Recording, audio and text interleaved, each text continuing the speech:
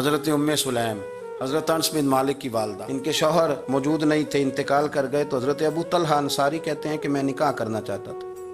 حضرت ابو طلحہ بڑے سمجھدار آدمی تھے، زیرک تھے، مالدار تھے، عقل مند دانا بندے تھے۔ انہوں نے پیغام بھیجا حضرت ام سلیم سے کہ تیرے ساتھ نکاح کرنا ہے۔ سمجھدار آدمی تھے، عقل مند تھے۔ حضرت ام سلیم کہنے لگی کہ آپ نے پیغام نکاح بھیجا ہے تو آپ جتنے وزادار اور شریف آدمی ہیں، آپ کا پیغام نکاح رد نہیں کیا جا سکتا، پر میری نکاح کی شرطیں بڑی سخت ہیں۔ انہوں نے کہا وہ کیا؟ کہنے لگی میرا حق مہر بڑا مہنگا ہے، اگر آپ میرا حق مہر ادا کریں تو وہ میں آپ سے نکاح کر لیتی ہوں۔ حضرت ثابت رضی اللہ تعالیٰ عنہ فرمایا کرتے تھے دنیا میں اتنا تگڑا حق مہر میں نے کسی بی بی کا نہیں دیکھا، اور اتنا خوبصورت بھی نہیں دیکھا جتنا حضرت ام سلیم کا حق مہر ہے۔ حضرت ابو طلحہ کہنے لگے بی بی تو حق مہر بتا، تیرا کیا حق مہر ہے؟ دیکھو ان لوگوں کا ایمان کتنا مضبوط تھا، تعلق کتنا گہرا تھا۔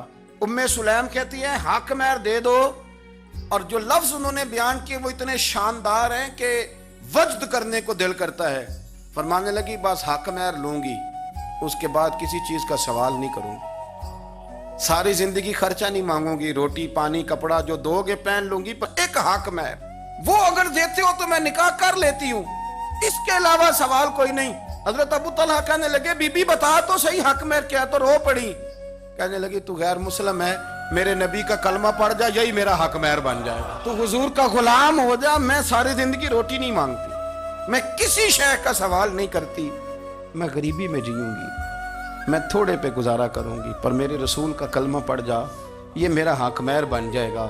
آپ یارو اس درد کو سمجھو نا، تو کلمہ پڑھ جا۔ حضرت ابو طلحہ کہنے لگے میں بھی دین کے بڑا قریب تھا، لیکن تیرا سچا اور سچا جذبہ بتاتا ہے کہ دین سچا ہے۔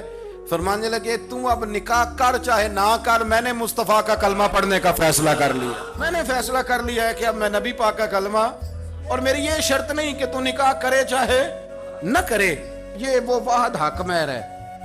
ایک بی بی نے حق مہر لیا ہے کہ تو کلمہ پڑھ، تو کلمہ پڑھ اور میں تیرے ساتھ نکاح۔ اللہ کرے اب بھی بیویاں ہوں جو کہیں کہ پہلے نمازی بن، قرآن مجید یاد کر، پہلے شریف النفس ہو، پر یہ تو بیویوں کی شرطیں نہیں۔ بیویاں تو کہتی ہیں قبضہ دے، تو اپنی کنجیاں دے، باقی کسی چیز کی ضرورت۔